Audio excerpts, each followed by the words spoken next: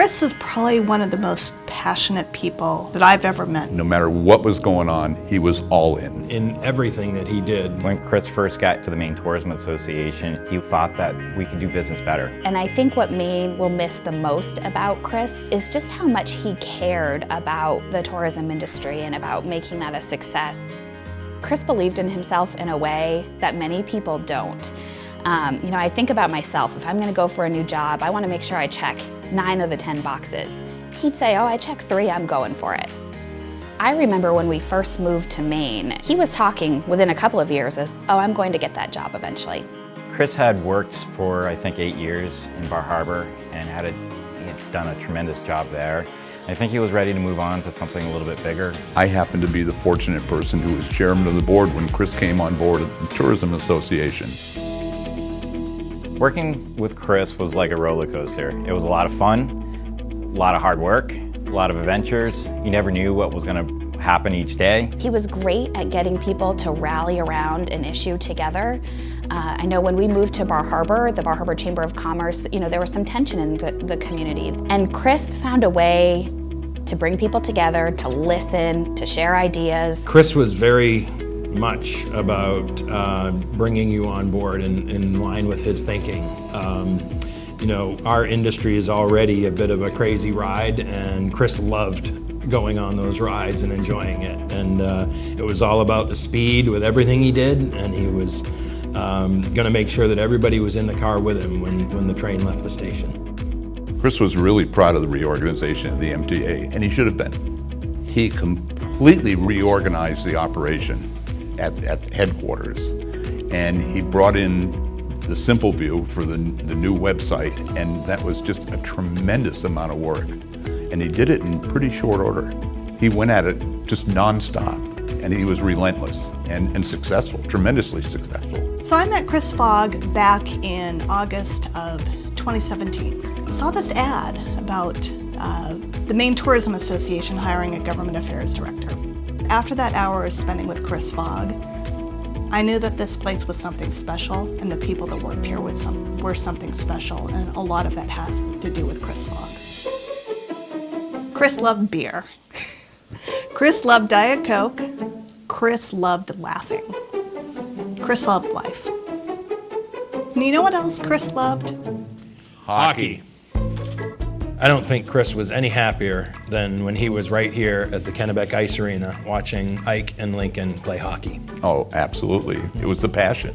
I don't think I've ever seen him more happy than when he was spending time with both of them. Watching the kids play sports, seeing them on the ice or on the baseball field. Chris was furious at the Boston Bruins for a while, and he finally announced to us all several times that he was done with them. And he threw all of his support 100% behind the St. Louis Blues. Well, then that year when the Blues beat the Bruins, that last game of the Stanley Cup, I mean, the poor boys are sitting there crying, and Chris is pumping his fist in the air. I mean, he had no problem at all with just crushing them about that. Chris had left the Tourism Association before the pandemic hit. One day everything's fine, and the next day the world ends. It's just so perplexing for him of how could this be happening? How could we be having a summer where people weren't visiting Maine? We spoke probably about a month later. He talked about, with the deepest of concern, about all the folks that he had worked with here in the state of Maine, the businesses, and was concerned about what their future was, their families, what the closure of these businesses was doing to them.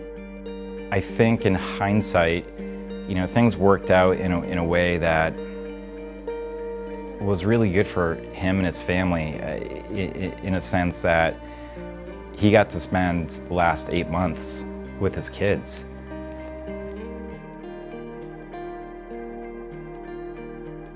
When we lost Chris back in September,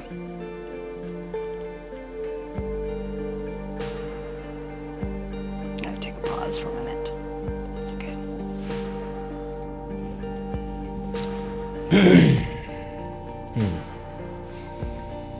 Sorry, this is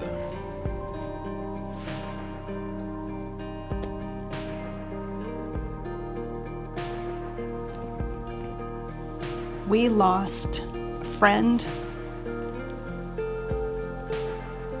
and a person that would give the shirt off his back to help any person that he met in his life become a better person. You know, when I think when Chris was gone, that Maine tourism lost one of the best friends they ever had. I was hoping this video would be funny, man.